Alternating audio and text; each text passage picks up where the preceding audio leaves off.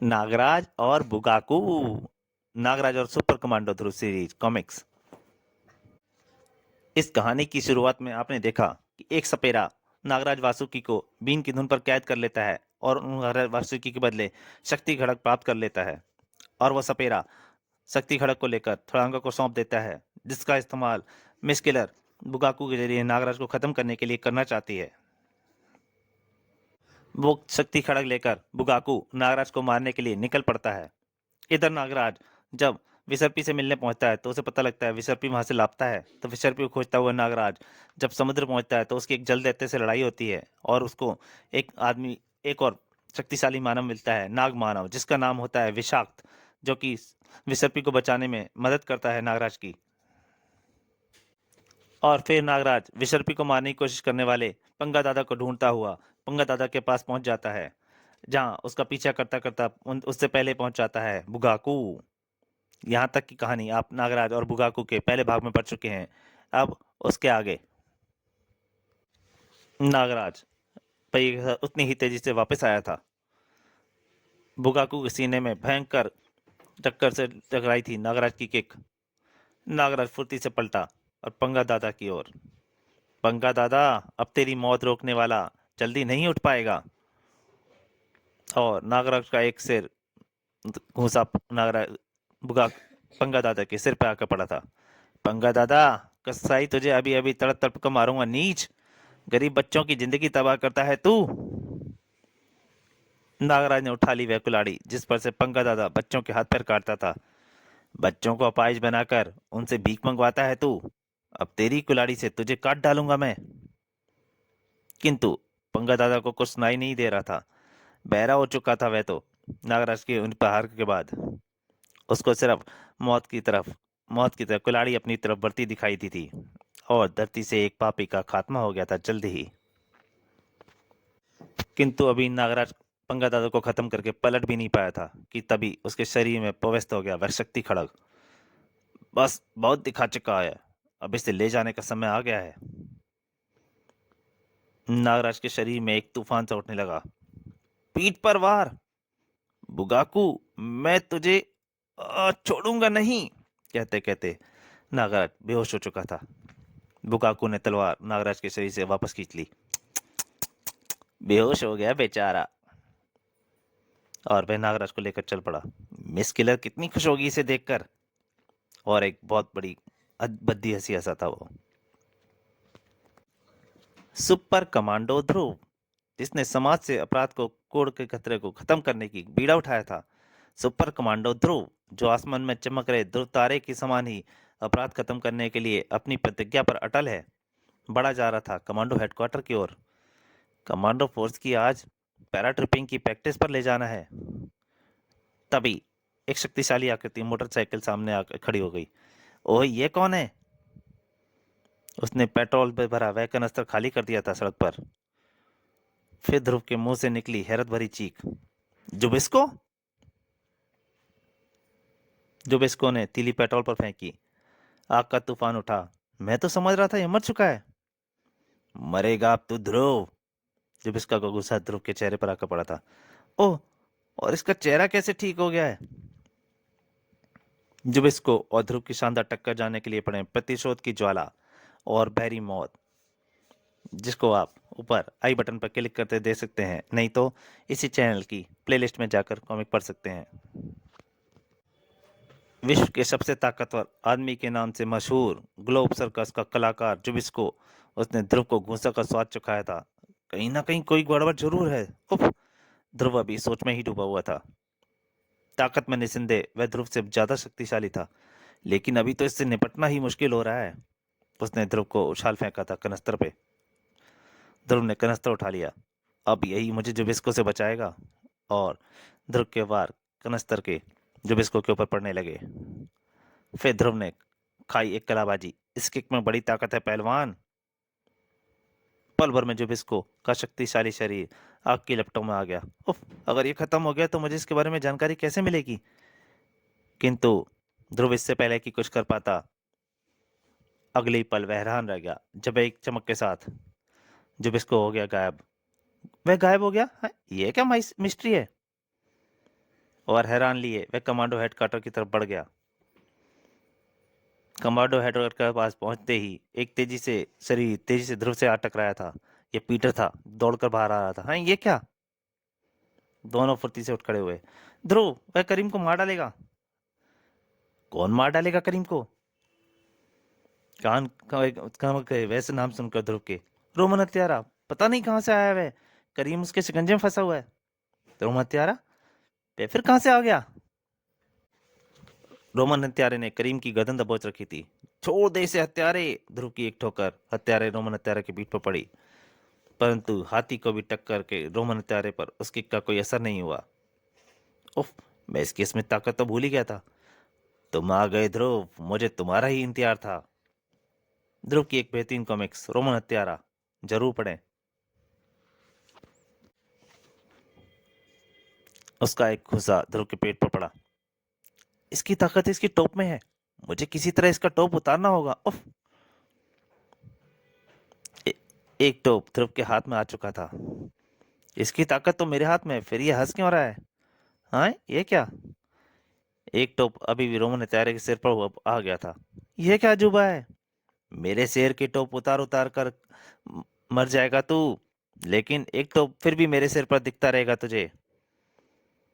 एक बार फिर रोमन हत्यारे की तलवार ध्रुव की गर्दन से सटी हुई थी। किसी भी क्षण यह तलवार मेरी गर्दन को चीर देगी अगर। तभी कई काम एक साथ हुए। रेणु की गन से एक फायर हुआ था और रोमन हत्यारा के हाथ से तलवार छूट गई। Thank you Renu. पर तभी रोमन हत्यारा सर खतरनाक अमल यानी सल्फ्यूरिक एसिड से नहा गया था। अब तेरा किस्सा खत्म समझ। कमरे में गूंज उठी थी उसकी भयानक चित्कारें। उसी के साथ ही बिल्ली सी कौंधी और गायब हो गया रोमन हत्यारा भी। पीटर, रेणु और करीम तीनों ने एक साथ घेर लिया ध्रुव को। कैप्टन, क्या बला थी? यह कौन था? षड्यंत्र, कोई गहरा षड्यंत्र रचा जा रहा है, किंतु अभी मुझे कुछ भी नहीं पता। फिर ध्रुव ने उन्हें जुबिस्को वाली घटना भी सुना दी। हेडक्वार्टर छोड़कर चारों निकल पड़े थे राजनगर एयरबेस की तरफ। कैप्टन, पैराट्रूपिंग में मजा आ जाएगा। हाँ, किंतु बहुत सावधानी से सीखना होगा यह तुम्हें। हवा में 1000 फुट की ऊंचाई पर पहुंचने के बाद सभी ने अच्छी तरह पैराशूट बांध लिए हैं ना?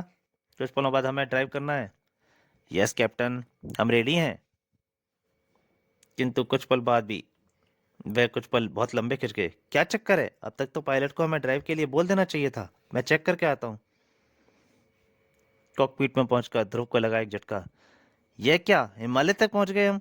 पायलट, यह क्या कर रहे हो तुम? ध्रुव गुस्से से बोला था और उसकी पायलट पलटा और एक झटका लगा ध्रुव को। नरसिंह, तो तुम यहाँ? हाँ, मैं तुम्हारी मौत। नरसिंह ने प्लेन ऑटोमेटेड पायलट पर डाल दिया था। फिर उसने ध्रुव को बाहर उछाल के फेंक दिया। कैप्टन! चारों फुर्ती से उछले। इसके हाथ पर बंधा पट्टा खोल दो, यह साधारण आदमी रह जाएगा। चारों उस दानव का शरीर से लिपट गए। हा हा हा, चूहे हाथी पर चढ़ गए।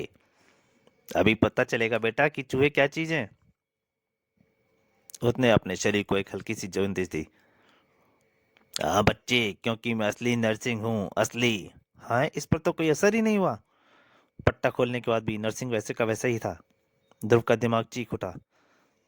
इसकी आंखों का निशान लेकर गोली चलाओ। और दो गोलियां चली। लक्ष्य अपने बुलेट्स अपने लक्ष्य की ओर लपकी थी।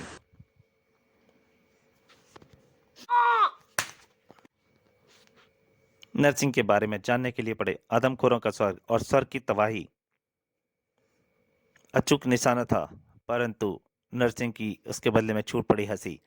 हा हा हा, शरीर तो मेरा बुलेट प्रूफ है ही, आंखें भी बुलेट प्रूफ कॉन्टेक्ट लेंस से लगे हैं मूर्ख।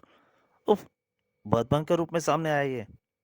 नरसिंह तबाही पर उतारू हो गया था। नरसिंह तुम सबको मार डालेगा। उस भयंकर उठापटक से प्लेन डगमगाने लगा। अब प्लेन नहीं बचेगा। फुर्ती से उठा ध्रुव। चलो जल्दी से बाहर कूद जाओ, किसी भी क्षण यह प्लेन किसी पहाड़ी से टकरा सकता है। एक एक करके सब कूदने लगे। कैप्टन, तुम समय खराब ना करो, कूदो। कैप्टन मानने का आदेश था, मजबूरी थी। उसके कूदते ही ध्रुव ने भी छलांग लगा दी, लेकिन नरसिंह ने उसके पीछे से पैराशूट खींच लिया था। अब वह बिना पैराशूट के तेजी से नीचे की ओर गिरता जा रहा था। अगले ही पल आसमान तीव्र धमाके से गूंज उठा। विमान में विस्फोट हो चुका था। वह तो गया, पर मेरा क्या होगा? ध्रुव का गिरता हुआ शरीर चिगरी पीटर, करीम और रेणु के निकट पहुंचा। आप कैप्टन, हमारे हाथ पकड़ लो। ध्रुव ने मजबूत हाथों से पीटर, करीम के हाथ पर लिए। अगर ये पैराशूट आपस में उलझ गए तो चारों एक साथ ही मरेंगे। वे सुरक्षित उतर गए थे। तीनों ने पैराशूट अपने जिस्मों से अलग किए। कैप्टन, अब हम वापस राजनगर कैसे जाएंगे? तभी रेणु की हालत खराब हो गई थी। मुझे तो भयंकर ठंड लग रही है। मुझे भी। उसके लिए मेरे पास ये यंत्र है जिसे तुम तीनों बारी बारी से अपनी बेल्ट पर लगाकर इस ठंड से बच सकोगे। और कैप्टन तुम? मैं इच्छा शक्ति से ठंड पर काबू रखूंगा। किंतु तीनों ने ही वह यंत्र लेने से इनकार कर दिया। नहीं कैप्टन, हम भी अपनी इच्छा शक्ति की परीक्षा लेते हैं आज। ठीक है कमांडो, जैसी आपकी मर्जी। चारों तेजी से नीचे उतर रहे थे और उनसे भी तेजी से कोई ऊपर चढ़ रहा था। ध्रुव के मुंह से निकला, यतिराज। यतिराज को देखकर ध्रुव का चेहरा खिल उठा। आओ मित्र यतिराज, आज हमें तुम्हारी जरूरत है। किंतु ध्रुव के मित्रता के बढ़ते हाथ कदम को थामकर यतिराज ने उछाल फेंका था। यति और मानव में कैसी मित्रता, मूर्ख। उफ, तो ये यतिराज भी इसी षड्यंत्र का हिस्सा है? ध्रुव ने चला दिलात। इसका मतलब ये असली यतिराज नहीं है? ध्रुव के दिमाग में गूंज उठे थे यतिराज के वैसे। तुमको जब हमारी जरूरत हो तो हिमालय पर हमको कहीं भी बुला लेना। यतिराज और ध्रुव की सनसनीखेज कॉमिक्स पढ़ें। बर्फ की चिता। अगले ही पल अपने कैप्टन की मदद करने के लिए रेणु ने यतिराज पर छलांग लगा दी। कैप्टन को मारता है गुंडे। और असली यतिराज को बुलाने के लिए मुझे उस आवाज लगानी ही होगी। यतिराज ने किसी खिलौने की गुड़िया की तरह उसे लपक लिया था। वह रेणु को उछाल दिया घाटी की तरफ। परंतु ध्रुव तब तक चिल्ला उठा था, यतिराज, यतिराज, यतिराज। ध्रुव की आवाज वहां गूंज रही थी। रेणु को मौत की तरफ बढ़ते शीघ्र ही थाम लिया था दो विशाल हाथों ने। क्रोधित ध्रुव ने उठा ली थी एक भरी शिवा। वह कहीं दिखाई नहीं दे रहा है ध्रुव। सैकड़ों नीचे फीट गहरी छाई में जा गिरी है वो। तुम सब भी अब वहीं जाओगे बच्चे। मैं तेरा सिर तोड़ दूंगा कमीने। लेकिन बड़े आराम से बच गया था ध्रुव का व्यवहार। हा हा हा, अब होगी तेरी चट्टान और तेरा ही सिर। किंतु चट्टान फेंकने के लिए रतिराज का हाथ उठा का उठा रह गया, क्योंकि असली रतिराज आ पहुंचा था। असली रतिराज आप आ गए। हाँ ध्रुव, हिमालय में गूंजती तुम्हारी आवाज मुझ तक पहुंच ही गई। और असली यतिराज ने नकली रतिराज को उछाल फेंका। और ध्रुव ने देखी फिर वही चमक। गायब।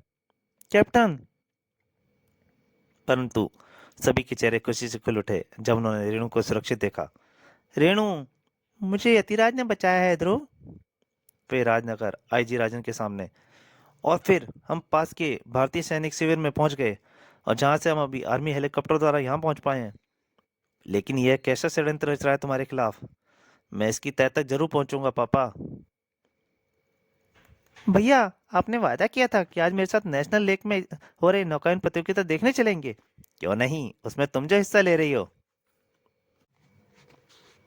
नेशनल लेक प्रतियोगिता अपनी पूरी तेजी पर थी। शाबाश श्वेता, बकअप, श्वेता ही जीतेगी। श्वेता और जीत के बीच सिर उठाया उस शैतान ने। समुद्र का शैतान। और श्वेता को दबोचकर विद्युत गति से टापू की ओर तैरने लगा। ये क्या हो रहा है? सभी गड़े हुए मुर्दे जिंदा कैसे हो रहे हैं? श्वेता को खतरे में देखकर ध्रुव ने लेक में छलांग लगा दी थी और स्टीमर चल पड़ा टापू की ओर। और तेज चलाओ, कहीं वे श्वेता को कोई अहित न कर दे। खतरे की भयानकता का आभास श्वेता को भी हो चुका था, किंतु खुद को डरपोक दिखाने वाली शैतानी बहादुरी का कोई मुकाबला नहीं था।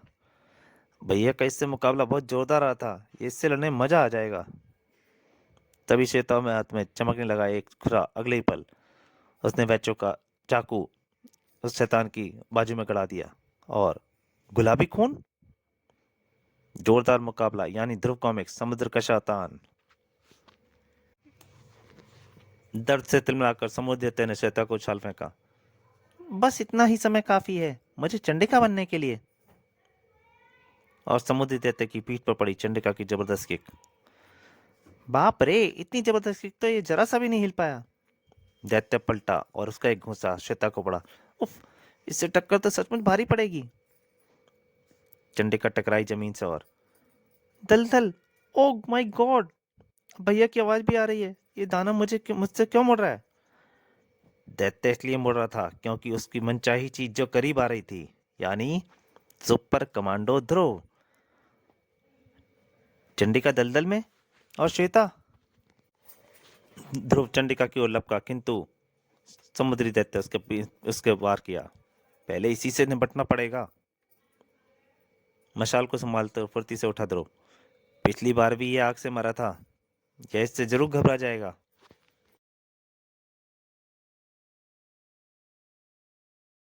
तो दोस्तों, नागराज और बुगाकू का दूसरा भाग यहीं तक। इसके अंतिम भाग में जल्दी आपके सामने हाजिर होऊंगा। तब तक के लिए नमस्कार।